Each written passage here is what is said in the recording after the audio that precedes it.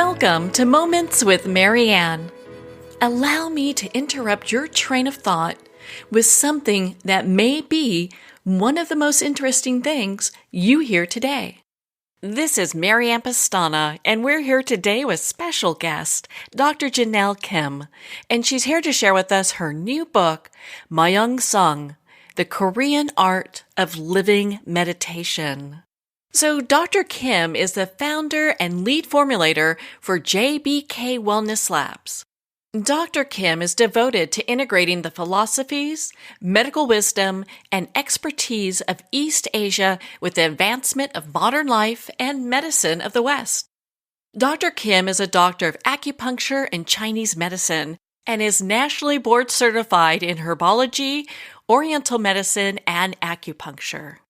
So welcome to the show, Dr. Jenelle Kim. Oh, thank you so much for having me, Marianne. I'm so happy to be here.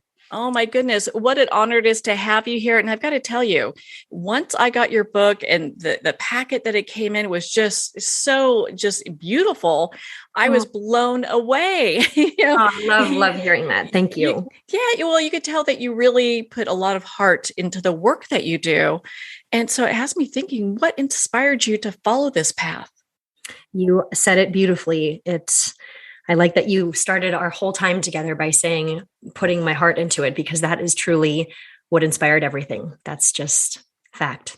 And so the inspiration comes from the fact, let's face it, that I was born into this world being part of a very strong and genuine lineage, right? So my ancestors who came before me, I like to take moments even for myself to remember that they dedicated their entire lives to understanding the human mind and body, the way of nature and the universe.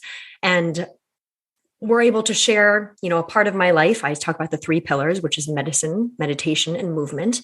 They basically were able to share principles and practices and experiences that they've learned centuries ago that could help us to fulfill our lives, to live fulfilled lives, to live a life of balance, peace, and happiness. And these principles have been passed down for centuries. Right. So this is a long story short, of course, Marianne.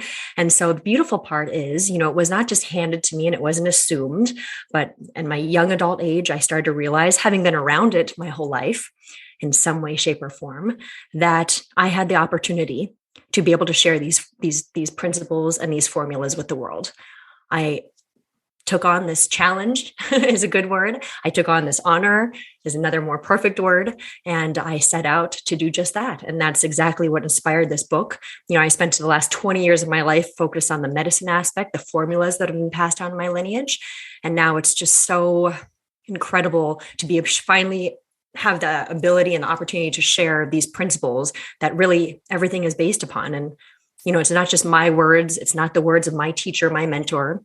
It's not the words of his teacher, mentor, but these are principles that have been passed down and we are just vessels. And so I really can't wait to see, and my wish is that they can truly help a lot of people in this world, especially in the times that we're in. Oh gosh, don't we need that more now than ever, right? This is true. Well, and I think a lot of people are just really intrigued by the Korean, just ancient teachings, because there's so much truth there.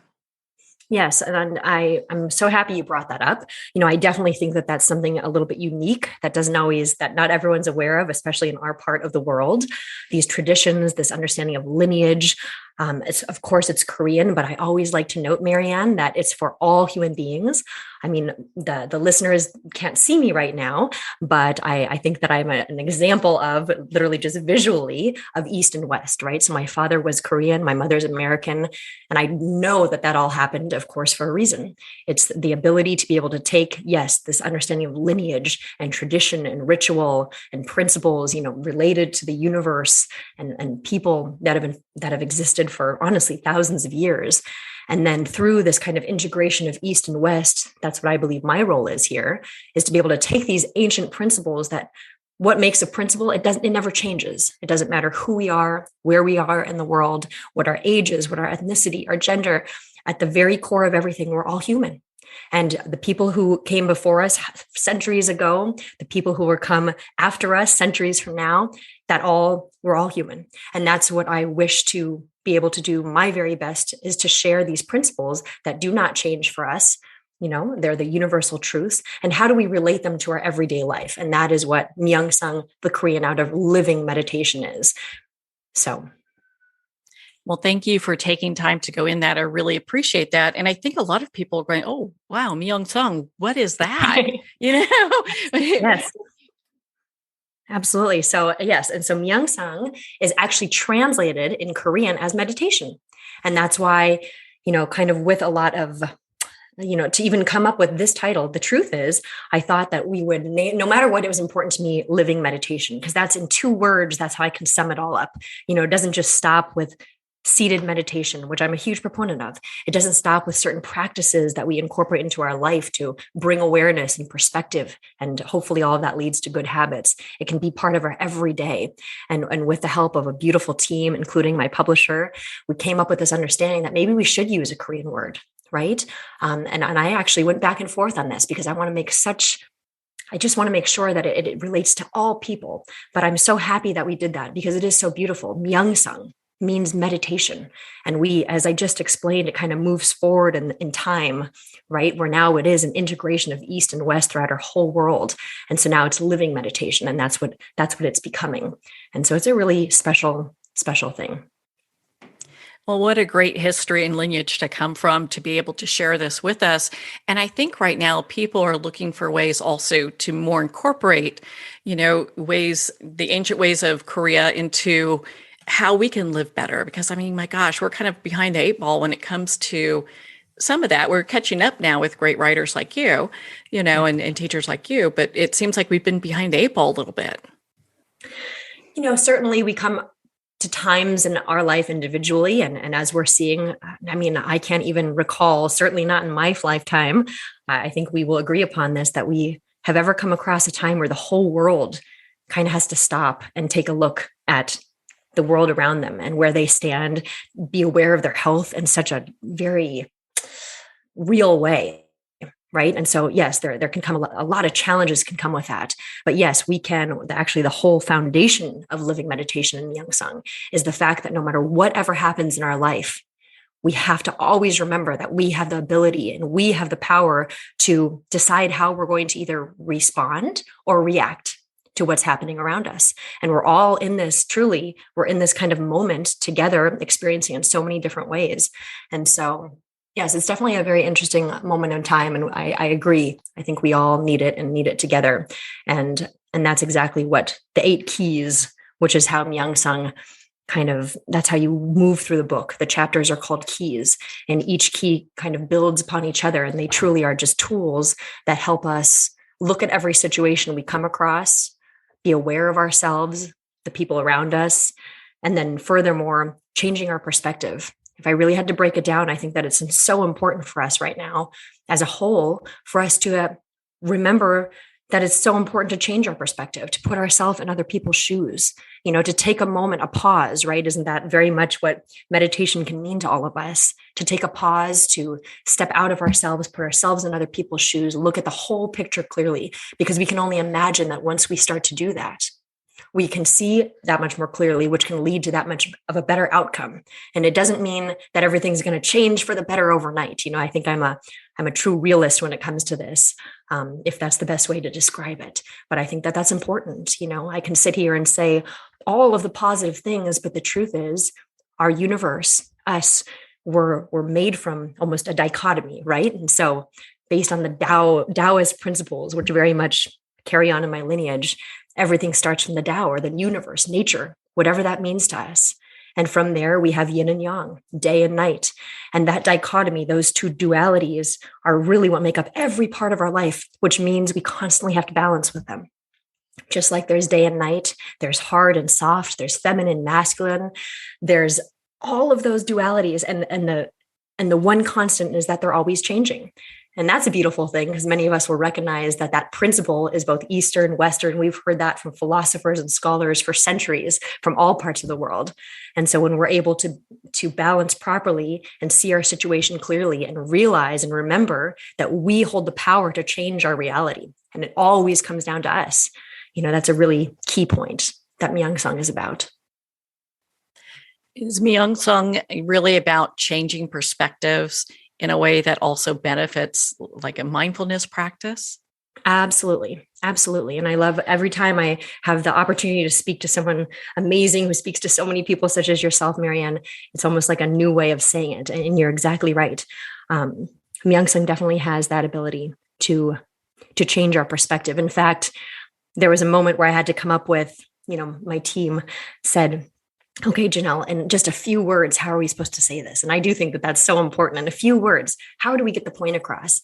And what really hit me, if I had to sum up all of these principles, that's what it came down to, Marianne, is changing our perspective to change our life, knowing that no matter what, everything starts from within, and that can be a very powerful place to stand and to realize. And it can also be a little bit daunting because what happens is you, and no one else even has to know, but you start to become aware of the fact that you truly have the choice in every situation. And a lot of times it can be habit, right? Maybe sometimes it can even be easier to look outside of ourselves for happiness, to look outside of ourselves for blame, right? And so, of course, I could have a million different examples, but at the end of the day, if we start to take moments in every situation, I'm in this with everybody. I'm a business owner. I'm a mother of 2 young boys. I'm very close to my family. I'm involved in my community. I mean, the list goes on. I know we relate in that, Marianne. But if we're able to be aware, using these 8 keys, for example, using principles that have existed for centuries and be able to kind of tie them into our everyday life equals living meditation. What happens is we start to become aware of ourselves, change our perspective, and then come up with, right? Make a decision for the way we're going to move about in our life. And that can make a huge difference, just even that pause.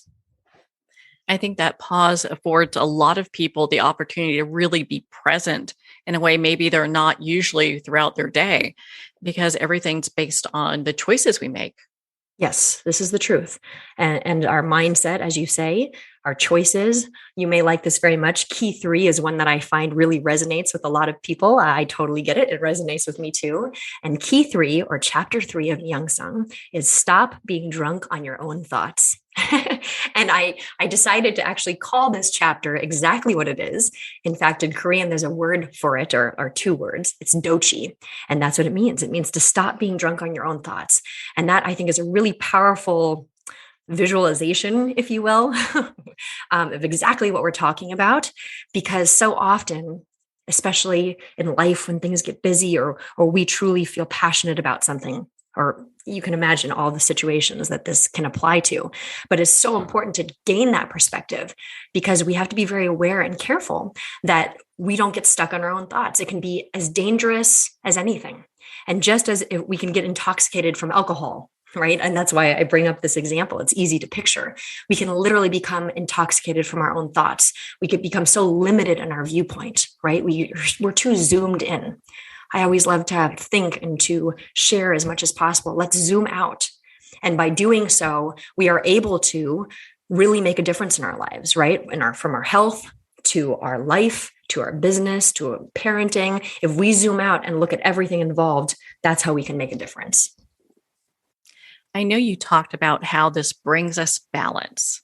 And I think a lot of times people look at that and they're like, okay, well, I've got the shadow side of me that I really want to ignore 90% of the time. And then the other part of me that, I appreciate. How do they bring these, kind of bring these back into balance where they can appreciate themselves as a whole? Yes. It all comes down to number 1, awareness. So many of us, as I mentioned just a few minutes ago, it's very easy to get caught up in life, and it's understandable. I certainly practice this because I need to. The thing is, it's a never-ending process, and that's the truth, right? So key 1 is literally know your true self. Well, here's the thing, Marianne. I never ever wanted to seem like, okay, everyone, this is what we have to do. And one day you're going to reach that. And then it doesn't work like that. Know your true self is a never ending process, but that's the beautiful part. Every single part of us. And so the importance though, is to be aware because as soon as we're aware, we see clearly. Right. And obviously there are some words that I'm saying over and over again, perspective, seeing clearly. But when we're able to see ourselves and be aware of ourselves, then we're able to make a choice. Right. At the end of the day, if we choose to go ahead and go down the path of bad habits that we are aware of, then that's our choice. And that's the beautiful thing about life. And that's the powerful thing about us as human beings. But if we choose to see them and make a difference, then now we've started down that path. And it's a funny thing. It's one foot in front of the other, and making one small change in your life. I'm always, what I share often when people come and ask me questions, whether as a doctor or when I'm speaking or sharing, oftentimes I will say, don't set yourself up for failure. Right? I'm all about high expectations, but let's start to change our habits in real ways. So for example, I really don't like that I lose my temper. Let's say that this is something that someone's, that wants to balance about themselves. It's very difficult to set yourself up by saying, from now on, when I'm driving on the street, I don't want to have a temper anymore. I don't want to get so frustrated. So from now on, I'm not going to do this anymore. Well, how long did it take you to even have this habit that you don't like about yourself and that you want to change?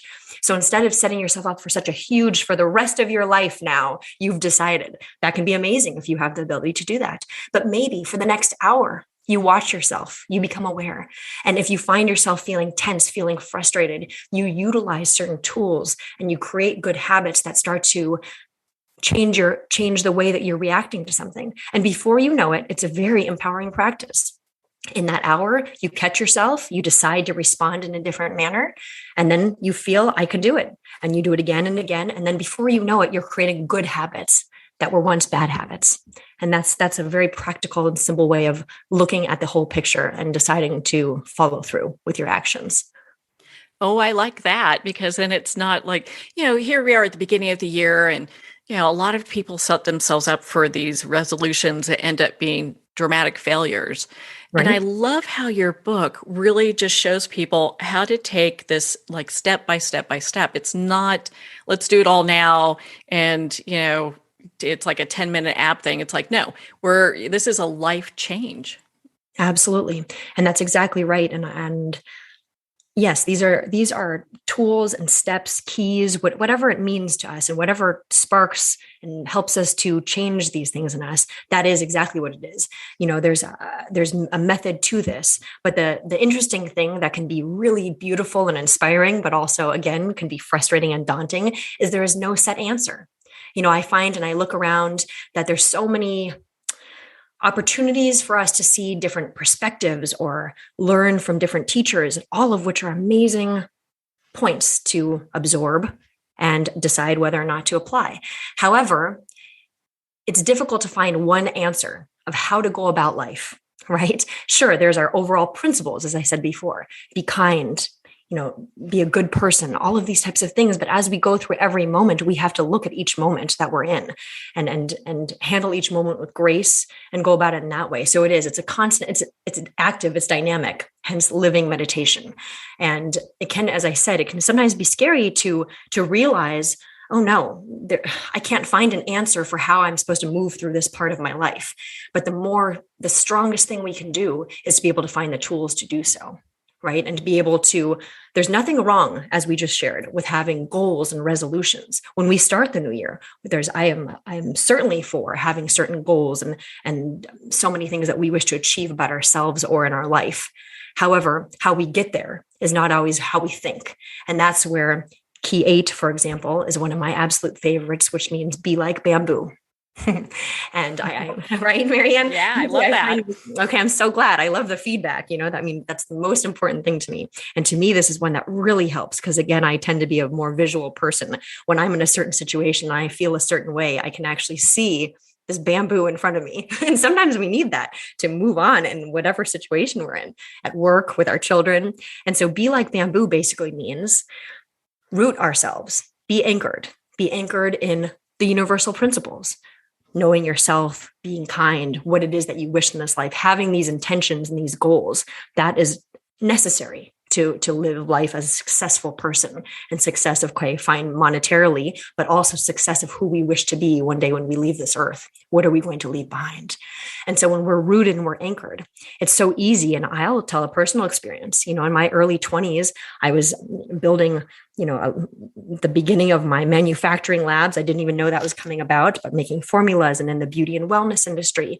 And oftentimes I was in very corporate settings, a lot of times with a lot of very strong individuals. And because I was beginning, And I think all of us, to some extent, at least in my experience of speaking with people, have this, seem to have a parallel with this. But I would walk into meetings and feel, I have this purpose and I need to achieve it. And so you feel like you almost have to be so tough, so strong in the way you go about things, so rigid, right? I can also see this in parenting. Discipline. What does that mean? But the beautiful thing is knowing, and it goes back to what you mentioned a little bit ago, there's that softness and the hardness. There's the good and the bad. And so how do we balance that? And so be like bamboo means we're anchored in our intention and our purpose. That's important in order to move forward. But once we're anchored, we have to see whether it's time to be so strong and so tough as I was in my 20s, for example, rigid on your ideas. But we have to remember that just like a stiff board, if you picture a stiff board, it's so tough. And if I hit something with it, that thing might be damaged or that person would be hurt, right? But if you hit that board too many times, or if you hit that board just right, the board can break. And that's the truth. That's why balance is so important. We can walk through life being so tough, being so strong on our ideas, but sometimes there's so much strength in having flexibility. And that's that bamboo. Bamboo is known to have such deep roots that just keep growing. Right? But those roots, what they do is when a storm comes and blows that bamboo all the way to the ground, as soon as that storm passes, the bamboo is able to fly right back up and it's still standing. And so I think that's a really important piece of life and one of my favorite tools, if you will, throughout every aspect of my life. As I said, in parenting, in relationships, in work, to know when to be strong and actually act in that kind of manner, or when to have that strength and that flexibility. And that is exactly what can change our perspective and help us to see more clearly and get to the end goal. What a great analogy. And I just love how you use that because it makes so much sense. And I know in your book, you also talk about how we are also flowing like moving water. Yes. I really appreciate that, Marianne. In fact, that's not something that everyone has brought up, but it is kind of based on that same principle. People often ask me what are some of the most important things in my life? And for me, one of them is faith, but what I really wish to share is faith can mean so many different things to so many of us. I do believe that it can be very, very significant for us as human beings to believe in something bigger than us, whether that's God, the universe, whether that's nature, but find something bigger than you and plug into that. Because what happens is then you're part of something bigger than you. You're able to step out of yourself for a second. That is exactly why this word lineage, when I speak of it, even means so much to me. That simple word lineage, which every single one of us has, can be a really beautiful thing, especially in this time that we just walk through where it can feel very isolated for very obvious reasons. The word lineage that we all come from means that we are connected to so many people who came before us, and we are connected to so many people who will come after us. And so when you really start to think about that, and then you start to picture this whole universe around you that in some way, shape, and form you're connected to, the world becomes less of a lonely place. Right? You have that connection. You're part of a whole. And so when I speak on the flowing water, when you connect to all of that, that's greater than just you.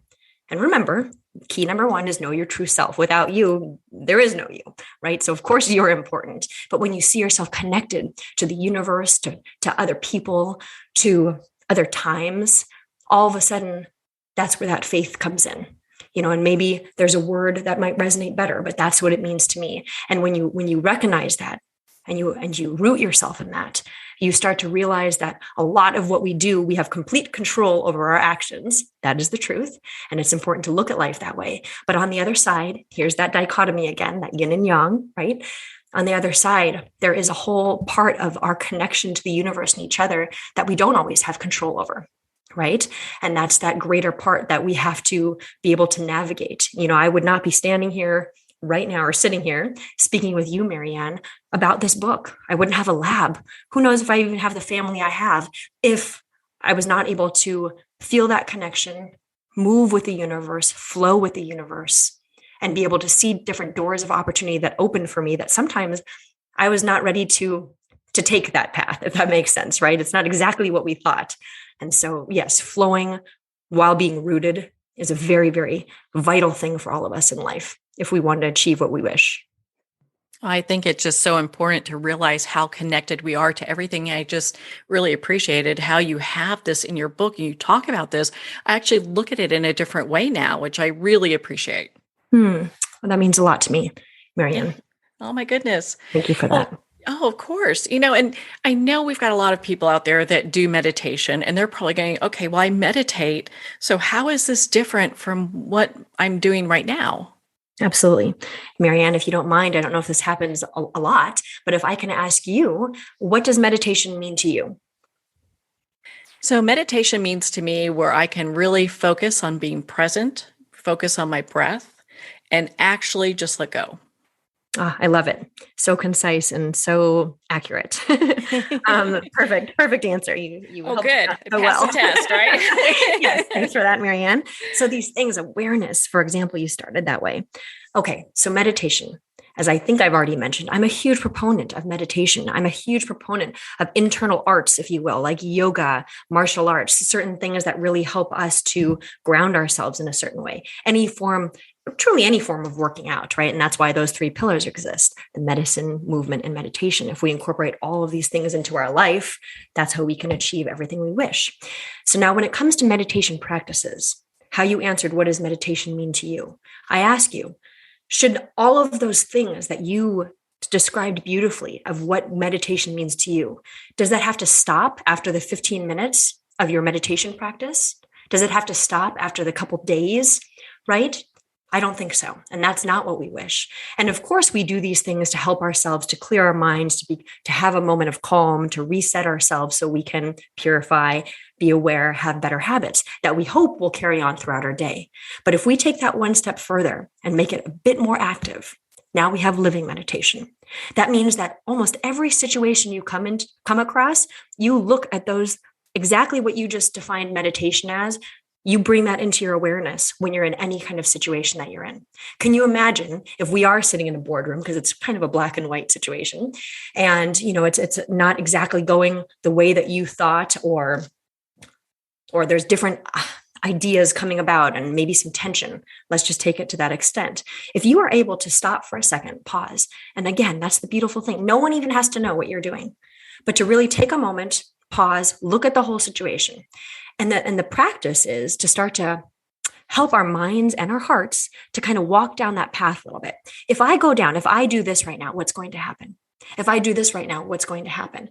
And sometimes we might not have the answer, but by exercising this part of ourselves, that awareness, that perspective, we start to create this habit where we don't just quickly react when something happens to us, right? This is great for parenting. I experience this all the time with my young boys, especially when the days are so busy and, work is piling up and the kids are at home and have to do their homework or they're yelling. That's a great moment truly to practice this, where you take a breath, literally, you take a breath. And that was part of what you described meditation as. In any single moment, you can take that breath, look at the situation. And oftentimes, for example, when I'm parenting, I talk through it with my kids. All right, Vince, Jackson, here we are. What would you like to happen right now? Here I'm standing with you as your mother. You can either both keep acting up, and we have these couple of hours together that I have been waiting all day to spend with you. And you can keep acting up, and the whole rest of the day, mommy can be, kind of correcting you, and it's not going to be so fun. Or we can decide to all just reset ourselves and move forward. And Marianne, it sounds real simple the way I'm saying it. It's not always so simple. But even in that situation, it's amazing how far we can go, and how even communicating that to our kids can be so powerful, because now they're starting to practice the habits in their mind. And that's exactly how this living meditation goes beyond just our practices of seated meditation or certain tools or techniques that we do. I think all of that is important, but truly make it active throughout your whole day. All that means to you when you sit down to practice meditation, for example. It's really the opportunity to make, to be aware, to make new choices, and to also just be fully present. I'm sure that, as your children, man, they've got a head start in the world if they can really look at a situation and make a different choice. I mean, wow. Yes, and that's the truth. And I'm aware of that too as their mom. I mean, they're my little ones. I love them beyond. But at the end of the day, I know that it's up to them to decide how they're going to take on this life.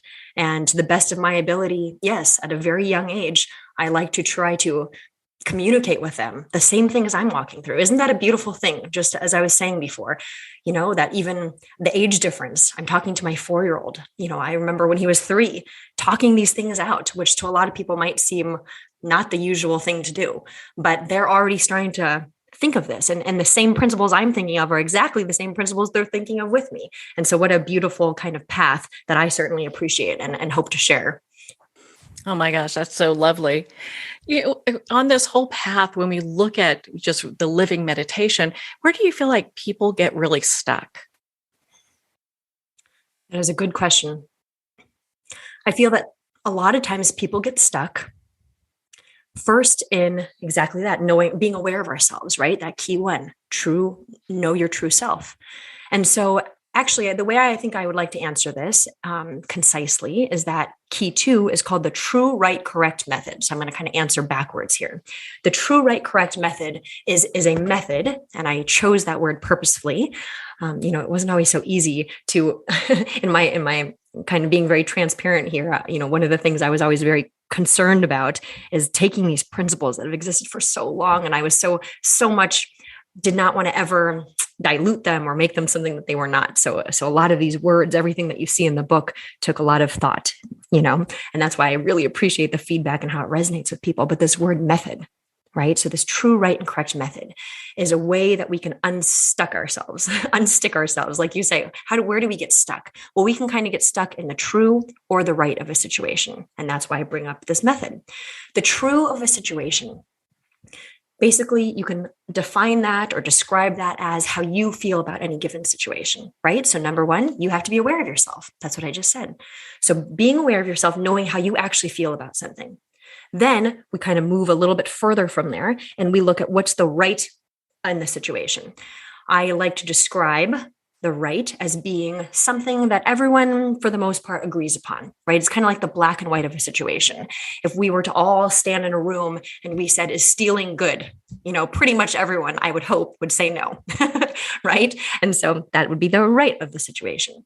But now oftentimes we can get very stuck in all of the situations that occur to us because either we get too stuck in the true, how we feel about something, and then all of a sudden we can fall into that dochi, as I described. We can start to get drunk in our own thoughts and not even be aware that there's other perspectives. Maybe there's another way of looking at it. Sometimes we can get stuck in the right of a situation, too much of that black and white. There are a lot of things in this world that are black and white, but guess what? There's a lot of things that aren't. And that can't always answer the question, right? And that's the age-old kind of balancing the facts with things that can't be answered in that manner. And so we're able to use this method. It's a way for us to become unstuck if we find ourselves stuck in either one of those. And yes, they are very broad, but if we start to look at our situations, I ask that every single one of us, even in the next hour, if we come across a situation like this, take a second, and it only has to take a couple of seconds, and look at it this way. Okay, what's the truth of the situation? What's the right? Kind of like the greater right, what everyone else agrees upon. And then what happens is you have to see through that. So the truth is this, you balance that with the right, and then you arrive at the correct decision or the correct action. And that is the key for all of us to act correctly in this life, which means we have awareness, we gain perspective, we make a choice of how we want to react, which has a negative connotation to it, or respond. And then we have to make a choice to follow through with our action. And then through that, now all of a sudden, we're creating those habits that we wish for. And through that, we 100% will find more peace and happiness in our daily life. That does not mean that you will not have frustrating moments where you feel challenged. You 100% will have all of that. But when you're in those moments, you gain perspective, even for yourself. When you're in a really tough situation, sometimes it's really important to stop and acknowledge that, gosh, right now, this is really hard for me. And that's okay. And nobody else has to know. This is really tough for me right now. Even saying that out loud makes a huge difference. Now, I also know, this is what I would say to myself, I also know that this moment is not going to last forever. Sometimes it's even helpful to remind yourself of moments that you remember that were really challenging and remember that you got through them. And also, it's important to remember that this life is short, right? I lost my father 6 years ago. The truth is, that's another huge reason why this book even came about. He was my mentor. He was my father. He was my teacher. He was my everything. And he's in the book. I have stories of him to start every chapter between him and his mentor, his teacher, to show that lineage, right? Tying together. But my point being, when we're able to take all of these things, we're able to look at the situation more clearly, have that true balance with the right that leads to the correct decision. And through that, we can find ourselves flowing to bring it all back. Well, I really appreciate the stories that you have about your father in the book. It's something that we won't go over here because Sure. we want people to pick up a copy and have their own, because I felt that they just were so touching, and they add a lot of clarity to the different parts of each chapter. And you could tell where you really honored the message that you were portraying, because it really shows in this book as well. Again, that means a lot, Marianne. Thank you. I mean, you are one of the few first people to read it. So that just is wonderful to hear. Oh my gosh, I've read it and reread it. Let me tell you, it's probably one that I will read many, many, many times, because I just found so much wisdom in it. It's interesting when you pick it up and you read it. The second time I was reading it, I really picked up different things. So Yes. It really applied to different aspects of my life at that time. The truth is, it's funny because while, yes, I wrote this book, at the same time, like I said, these principles, I feel that I'm a vessel of this. So the book honestly does the same thing for me. I picture this book, and I don't think I've had a chance to say this yet out loud, but I've always pictured this book as something that you, yes, read through it, maybe read through it a second time, but it's something you kind of carry with you. I picture, who knows, maybe one day it'll become one of those pocket books that you can kind of remind yourself, or in the morning you wake up and, you land on a page and that kind of carries you throughout your day, And so I'm grateful that you brought that up, because I see it the same way. Oh, I could easily see that happening. I'll have to do that next. Yeah, it's interesting. You may have people asking, "Gosh, okay, well, these principles are great. I can see how it applied to me personally, but does it work for like things like money or jobs?" Absolutely. I mean, honestly, sometimes I've heard a lot, as I've been sharing these principles, that Dr. Kim, Jenelle, you should make a book one day on Myung Sung for business. My husband and I have been in business and having our contract manufacturing labs for 20 plus years now. I know I started young, and I've learned a lot, and we were at the forefront of so many different things, in the skincare and wellness industry. We were at the forefront of natural products. There was a time where that wasn't even a thing. We were at the forefront of herbal products, mainstream. We were at the forefront of so many different industries, which means it wasn't an easy challenge to take on.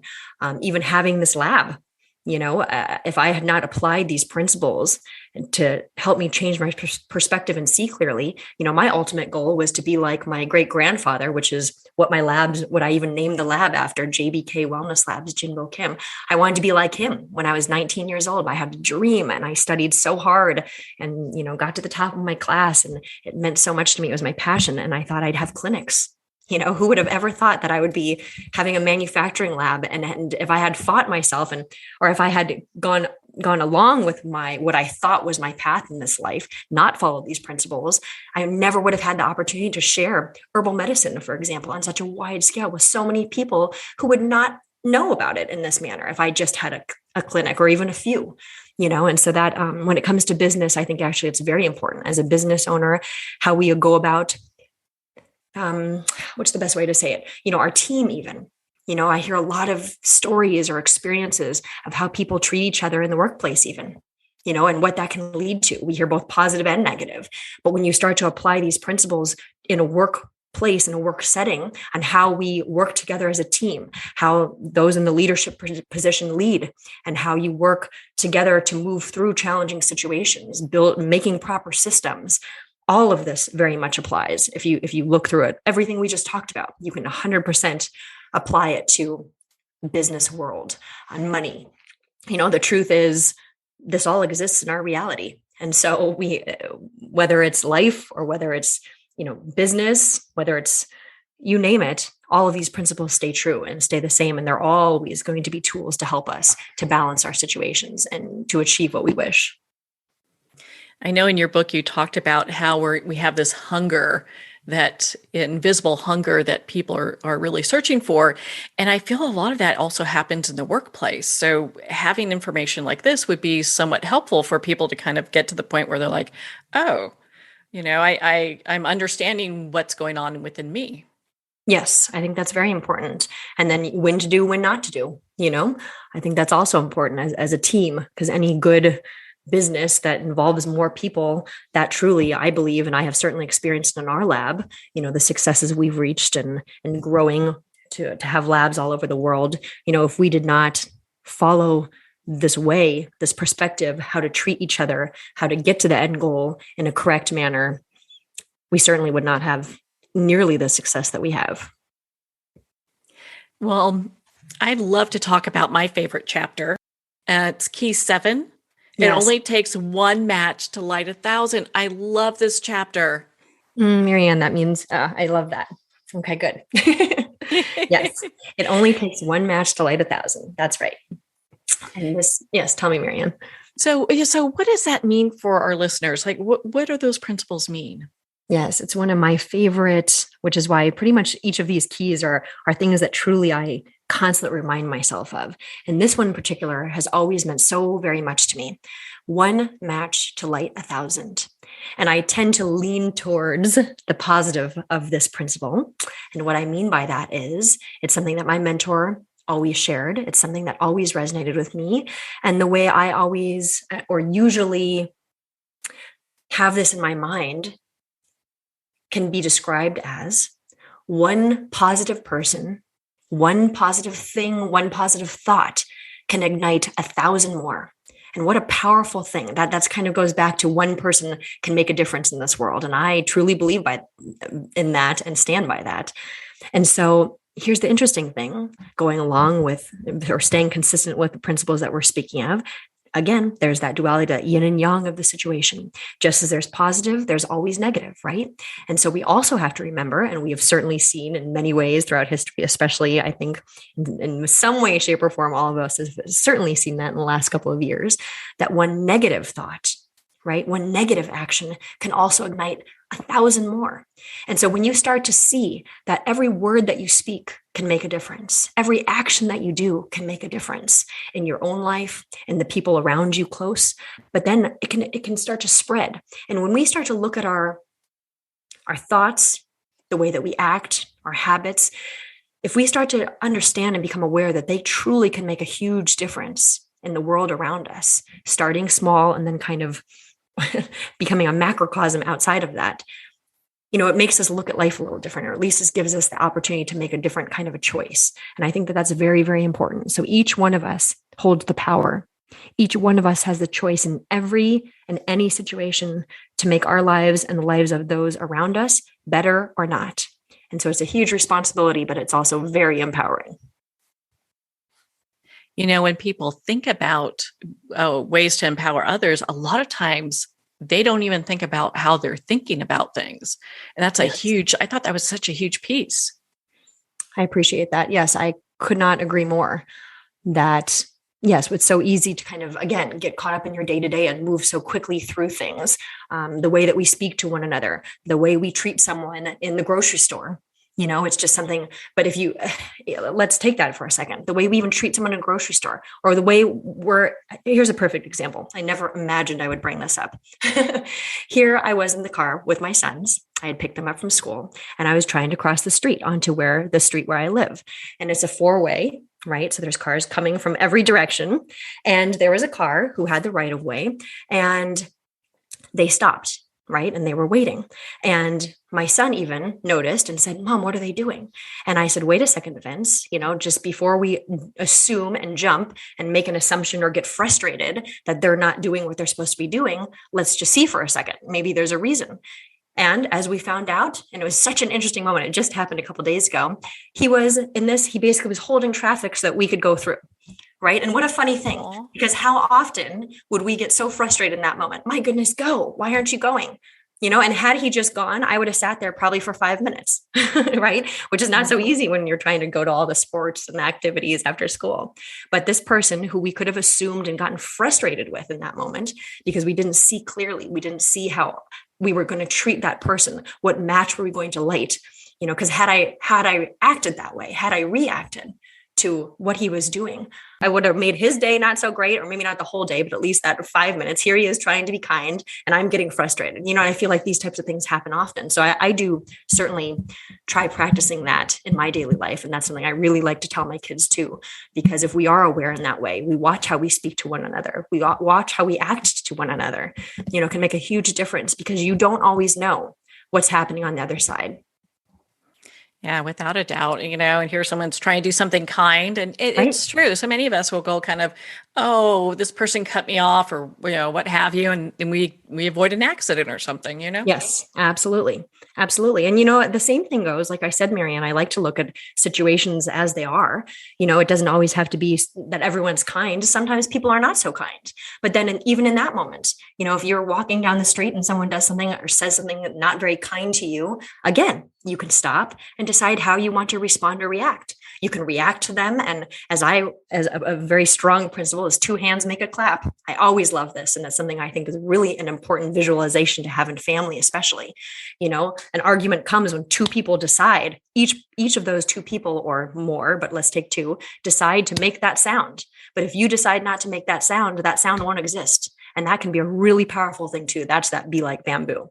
There's times that you do have to move forward, but sometimes it's just not worth it. And that can be a really powerful place to stand. I choose right now not to let that person affect me and ruin my day. What a powerful thing to be able to practice. Well, and in the long run, that's how people remember us too. We leave this legacy behind of who we are by how we act. So much so. And that's a huge part of this philosophy of Myung Sung as well, that legacy. What are we going to leave behind? I constantly remind myself, one day when I'm no longer here, maybe no one will remember my face, maybe no one will remember my name, but what will I leave behind on this earth that could either positively or negatively affect all of those who come after me? And each of us will, no matter what, by the nature of just being on this earth right now, being human, we all have that in common. One day we will leave this earth and we'll have left something behind. And so what is it that you want to leave behind? And it doesn't always have to be so huge. It can be as simple, but as powerful, maybe one of the most powerful, is being kind. Yeah, I think that's an underrated characteristic. I think it is, which is so funny because it's so huge in my household. Yeah, and what I think, what's great is we can, by having books like yours, it helps teach people a new way of being and a new way of acting. So they can properly, not properly, but they can choose how they want to show up in the world, which is so important. Yes. I love that. See, Marianne, I do the same thing. Now all of a sudden we're even aware of the words we're using. That's something that if I may say, and acknowledge that moment even you just had, I find myself doing that often, even trying to find the correct word to use, because one word can make such a difference. But yes, I couldn't agree more. It's all about being kind. Well, I can't say enough good things about your book. I think it's the read of the year. So, wow. Thank you, I'm just so impressed with it. Where can our listeners connect with you and learn more about your work and be part of your community? Oh, I am definitely on social media, on Instagram as Dr. Jenelle Kim, Facebook, Twitter, LinkedIn, and now TikTok. I could not escape. I'm just joking. I see that it can be a very effective and helpful platform. And I have a website, JenelleKim.com. And actually, Marianne, after the book launch, I'm going to be having a virtual event on February 22nd, 2022, 2/22/22, which is really special, where I hopefully will see a lot of, the community that exists around, who I am so grateful for, where we can go over exactly these same principles, and I get to hear a bit more of how it resonates with everyone as well. So I really appreciate the opportunity to connect with your listeners. Oh, I can't wait to be a part of that. Well, my goodness, Dr. Kim, it has been such an honor to spend this time with you. Thank you so much for being on the show with us here today. Thank you so much for having me, Marianne. It's been a pleasure, truly.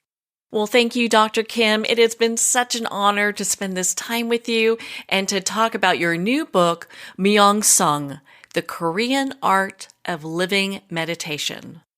Myung Sung is available at Amazon, Barnes & Noble, and all indie retailers. And if you don't see it on the shelf, ask for them to order it. And of course, support our indie bookstores. Make sure to pick up your own copy and find out why Myung Sung by Dr. Jenelle Kim is a book club pick of the month for the Moments with Marianne Book Club. Make sure to visit her website at JenelleKim.com for more information on the work she does and also her upcoming event on February 22nd. When you sign up for this event, you'll get a bonus video for a meditation on being calm. Gosh, I think we all need that right now. And also one on stress relieving. So, what a great way to start the new year. Make sure to visit Moments with Marianne and learn why I picked this book for the Moments with Marianne Book Club. There you'll get my insights on why this book is so amazing and why you should consider picking it up. Well, we're at the end of our time today. I would like to thank everyone for tuning in. You've been listening to Moments with Marianne, where we make every moment count.